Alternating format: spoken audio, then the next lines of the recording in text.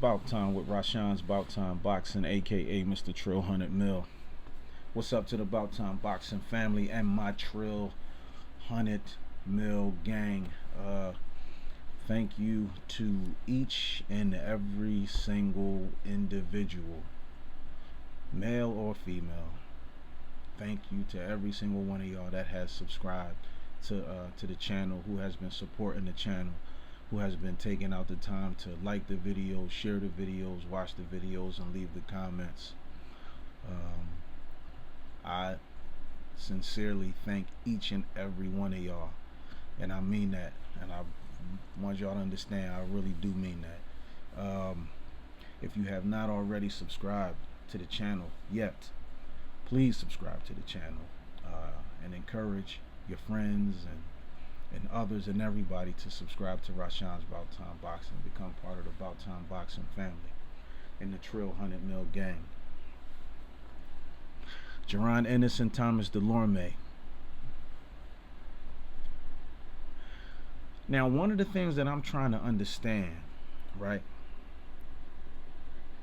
And the reason why I say one of the things that I'm trying to understand is because before Jaron Ennis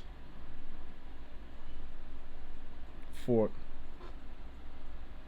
Van Heerden, because again, remember, he was already scheduled to fight Delorme in December of 2019. He was scheduled to fight Delorme, but Delorme caught COVID. We know the story. But now, when he was fighting them guys like Raymond Serrano and them other guys,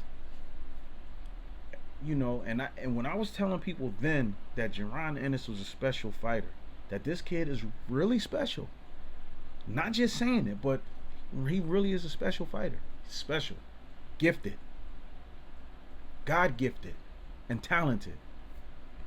People were saying, he got to, first you got to see if he can get by. Well, he's supposed to look good beating these guys.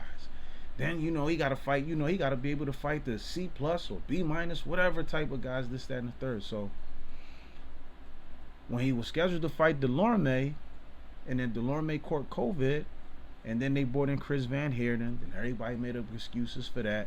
But we saw what happened in that fight. He should have been the IBO welterweight champion. Jaron should have won. He should have still gotten that belt in that fight. But nonetheless, Van Heerden tried to get out of that fight, by thinking he would headbutt Jaron and cut boots, and then they would have to stop the fight or whatever. But instead, it backfired. He ended up, cutting his own self by headbutting Jaron. And then, he said he couldn't continue. Now, Van Heerden fought Errol Spence, and Spence stopped him in the 8th round. Now, in what little video footage we have of Jaron Ennis against Chris Van Heerden, it was plain to see how that fight was getting ready to end. That fight wasn't going 5 rounds. It wasn't even going to go 3 rounds. The commentators even said that. When the fight got stopped, they saw what was getting ready to happen. So afterwards, Chris Van Heerden, after he got patched up and all that, he came over. He went over to Bozy Ennis, Jaron's father and trainer, and he went over to Jaron Ennis, and he told them, he said, "Man, you stronger and you hit harder than Errol Spence." And then when I talked about that, everybody said I was lying, stop capping, he didn't say that, yeah, right, you don't know what you're talking about, all that's garbage. But then when the interviews came out, and then they heard it from more than one other source, and now this came out months after I had already did the video about it, and everybody got quiet. Nobody said nothing. And then everybody said, well, Van Heerden wasn't really nobody.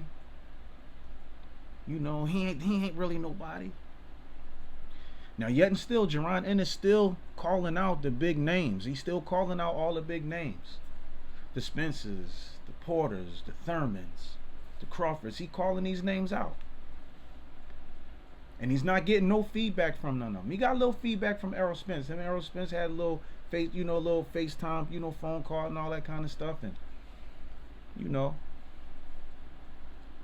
but nonetheless, he calling them out. And then people still saying, well, Van Heerden, man, so what? So what, man? But then he ain't nobody. But like I said before, it's funny how y'all accepted Errol Spence using Chris Van Heerden as his measuring stick to verify that he was ready for the top level opposition guys. But when Jaron getting ready to shut him down, it means nothing. Now let's fast forward to Sergey Lipinets. Now he getting ready to fight Lipinets. Biggest name on his resume, no doubt. I'm not going to argue that. Biggest name on his resume. Fought Mikey Garcia. Stopped Lamont Peterson. Former world champion. Now, everybody was saying leading up to this fight, yeah, Boots going to get tested in this fight. Lipinets tough. He's strong. See how he bring that pressure. This, that. Yeah, this going to be different. Then you going to see, like, then you going to understand that Jaron ain't, then he going to get exposed in this fight with Lipinets. And I had people argue me down. And I said he's going to make an example out of Sergey Lipinets. And during his training camp in that fight, he had already made it clear. And I'm talking about Jaron Ennis. He made it clear. He said, I have to make an example out of this guy so that the rest of the boxing world in the welterweight division will know that I am not to be played with. And now, why everybody now leading up to this fight, everybody thought he was, hey, now Boots gonna get exposed. Now you gonna see. And I said to everybody, I said, when he beats Sergey Lipinets, I don't want to hear he need another step-up fight. He need another step-up fight. He need another step-up fight. He need another step-up fight. Because that's what everybody kept saying. Oh, he need another step-up fight. Van Heerden wasn't none. He need another solid contender. And y'all said Sergey Lipinets was a solid contender. So I don't understand why Errol Spence could use Van Heerden as his measuring stick. And I'm not insulting Errol Spence. I'm an Errol Spence fan. I like Errol Spence. But we speaking facts here. But now when Jaron destroys Sergey Lipinets in dramatic fashion, because Errol Spence disposed of Van Heerden. He knocked out Van Heerden. Oh, Van Heerden was a solid welterweight. And and the crazy thing is y'all had already started making excuses for Van Heerden. Oh, we took the fight on short notice. Oh, this, that, and the third. No.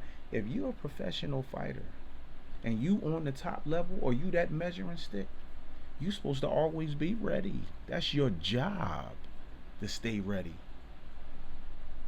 And as the saying goes, you're supposed to always stay ready so you don't have to get ready. If Jaron Ennis got a call to fight for a title, he would always be ready. That's why I keep saying, I reiterate this. If y'all look at his interviews and y'all listen to what he say after his fights, I'm right back in the gym on Monday. He said, I'm going to rest on Sunday and I'm right back in the gym on Monday. Right back at it. Staying ready. Because it's coming. His opportunity is coming. And everybody keep talking about the promotion. Oh, because, you're not with Al Heyman. You're not with a big promotion. Shout out to Al Heyman. He keep the dues paid and all that kind of stuff. But everybody's path to the championship is different. And everybody's path to the world title can't be the same. Floyd's path to the world title and the gaining what he gained wasn't like Oscars and everybody else's. Because remember, nobody wanted to invest in Floyd. They didn't think he was marketable.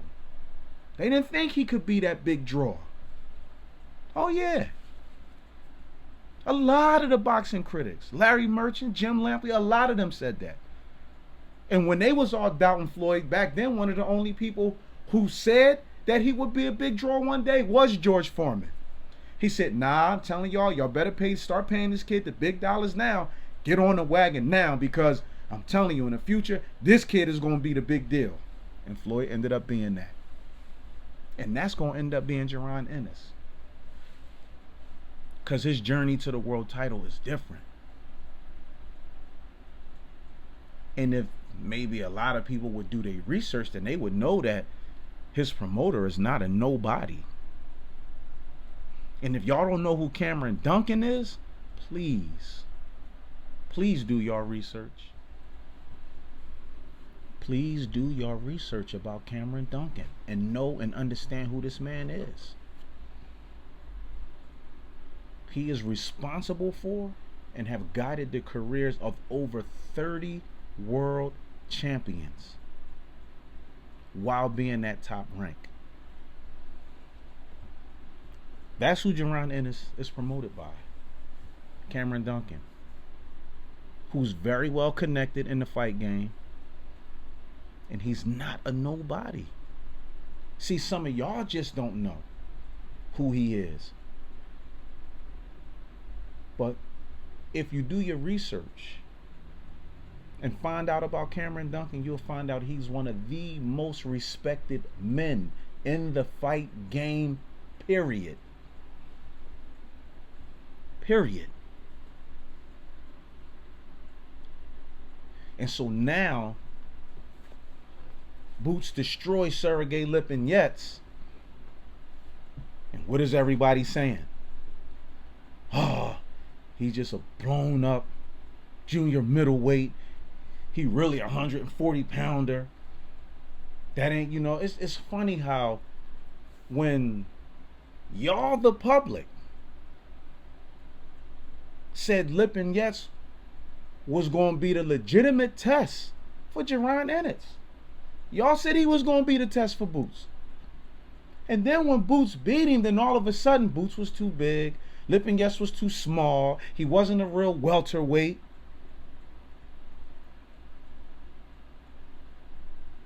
And then a lot of people, even before he was supposed to fight Delorme the first time, a lot of people in the public said, "Oh well, you got to see if he can beat guys like Thomas Delorme and blah blah blah blah blah."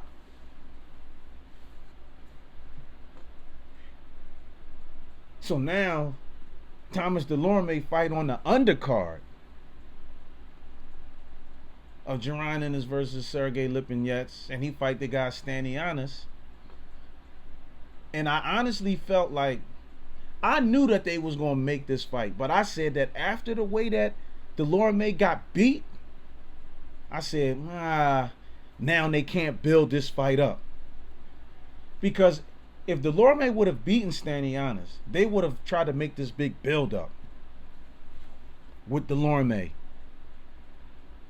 These 16 knockouts and 25 wins and they would 4 losses or something like that he has. They they would have just tried to build it up and off of the fact that he been in there with Terrence Crawford and all that. You know what I mean? They would have just tried to build it up. But once he got beat the way he did, and I saw he was the co-main event, and a lot of y'all saw that fight. And I don't know if y'all seen the angle that was being worked, but I did. That's why even at the press conference, Jaron Ennis said, "I'm the most talented fighter at 147.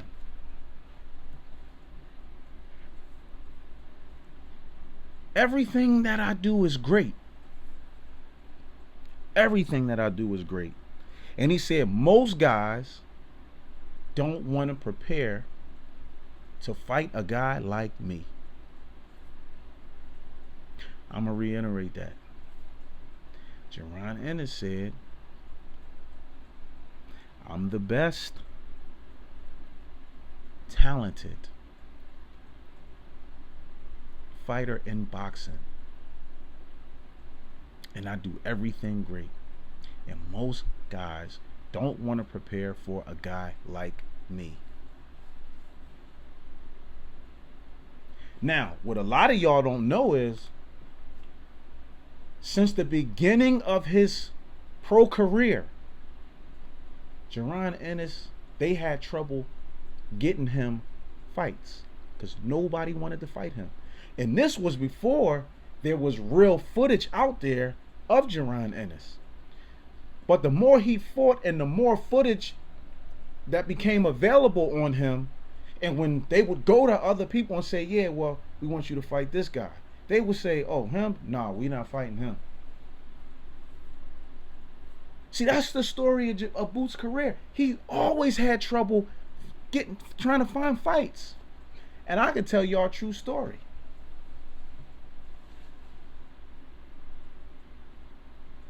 Robert the Ghost Guerrero. They approached Robert Guerrero about fighting Jaron Ennis. And this was earlier on in Jaron Ennis' career. And you know what his father said? He said, no disrespect to you or your son. He said, but we not trying to go that direction. We wish y'all all the best, but we trying to stay away from him. True story. True story.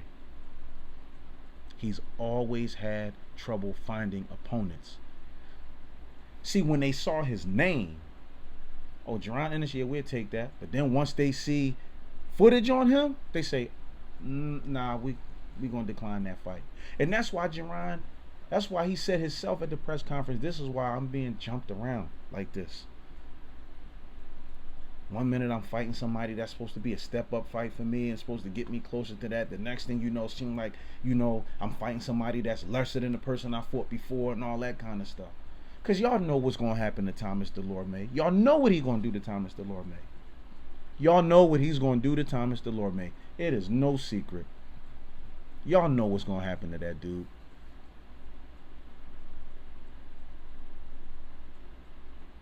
Delorme weighed in at 146 even.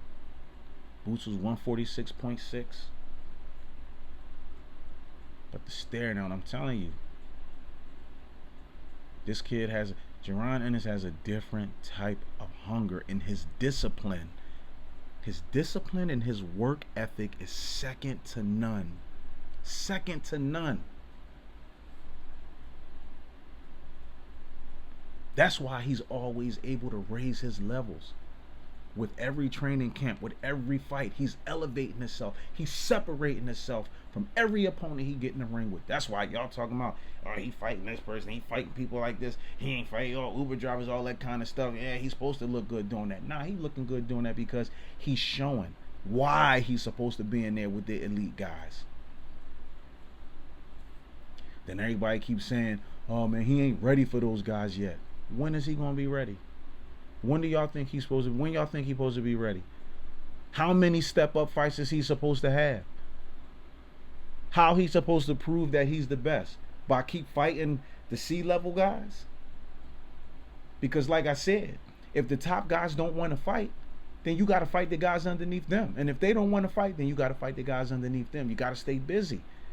So is he supposed to be inactive and sit on the shelf and wait for the top guys to give him a shot? Or is he supposed to keep himself busy and look good doing it while he waiting for those top guys? Y'all can call the people he fight, the fighters, y'all can call them whatever y'all want.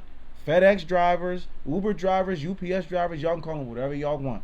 Fact still remains, they professional fighters and they got records and they got knockouts too. And boxing ain't a game to be played and it's not easy. So y'all can talk that bullshit all y'all want. But the fact still remains that he's a professional fighter. And he's carrying himself like the consummate professional. And a lot of y'all don't like that. And a lot of y'all don't want to see him get a shot. Y'all don't. Y'all don't want to admit it. Do I think it's possible that Virgil Ortiz might get a world title before him? Probably so. Probably so. Once the WBA sort out the mess between Jamal James and Ugas and how that's going to play out, because it got to be one champion. Because Pacquiao was the champion on hiatus. And Jamal James won the belt, and then, and he the main event on the card with Delorme and Boost. Boost the co-main event. Who y'all think gonna steal the show? Who y'all think gonna steal the show?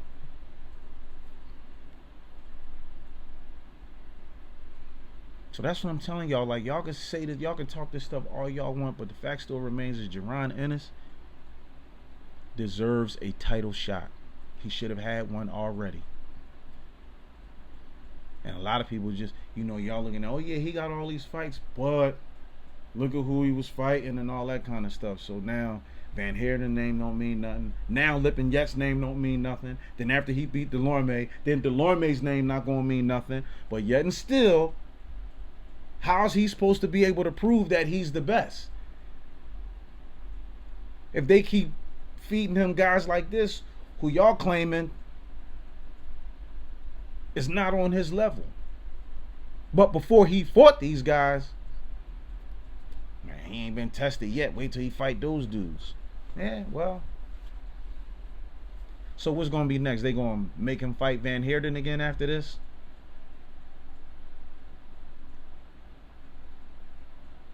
Ed Levine, put that IBO belt up again, man. Get that man his strap. He should have that at least. He's the uncrowned IBO welterweight champ. Ain't no question about it. But my question, and don't forget to smash that like button, subscribe to the channel, like this video, share this video, and pass the word about Rashawn's About Time Boxing. But if y'all claiming that the people that he fighting is nobodies and all this other stuff, then how is he supposed to prove that he's the best? What route do y'all want to see him go to prove that he's the best? Y'all want to see him keep fighting these guys that's underneath him so y'all can keep talking the trash that y'all talking? Or do y'all want to see him in there with the top level guys so that he can once and for all prove that he belong in there with them?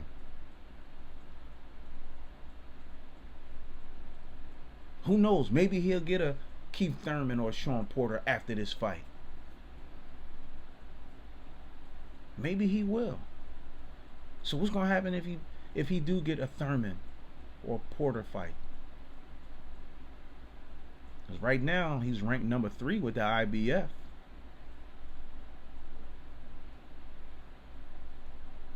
So after this fight, he should be moved. After this fight, he should be ranked the number 1 contender for one of those belts. He should be ranked number 1 for one of those belts. Because there's no way in the world the guy who beat Delorme on the undercard is now the number 1 contender for that WBA belt. He's the number 1 contender for Ugas' title. He's Ugas' mandatory. Virgil Ortiz is number 2. And then you got a lot of people saying, oh, Virgil Ortiz fought, better competition. That's a difference of opinion. We can agree to disagree on that.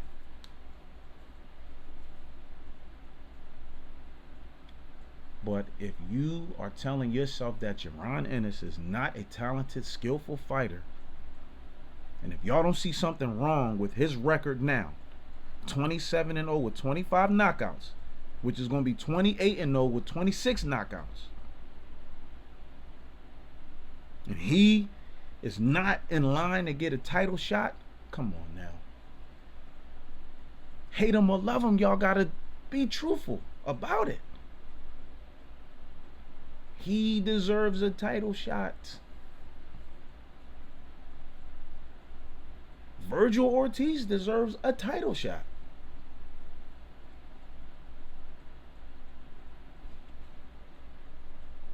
I mean, am I tripping? Tell me. Subscribe to the channel, smash the like button, share this video, drop them comments in the bottom. I'm not tripping. I know I'm not tripping.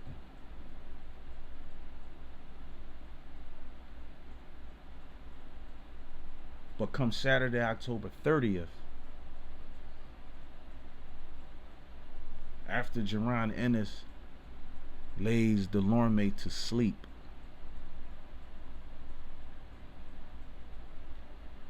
are y'all gonna change your opinion about him then? Are y'all still gonna think that he not ready for a title shot? How many of y'all still gonna believe that he don't belong in there with the top guys, or he not ready for them yet?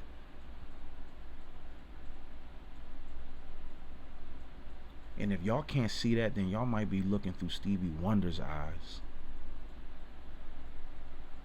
because your vision can't be clear if you can't see that this kid is special and that he's talented. But like I said, everybody's path, everybody's journey to the world title is different.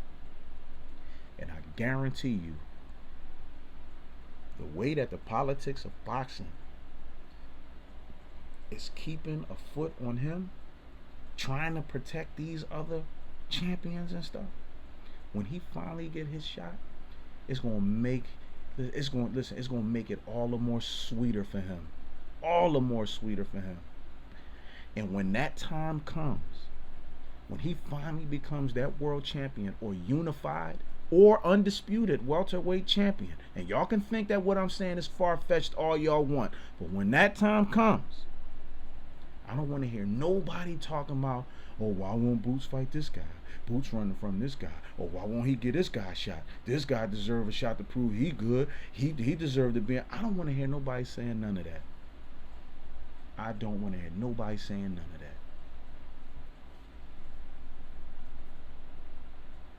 But after Saturday, October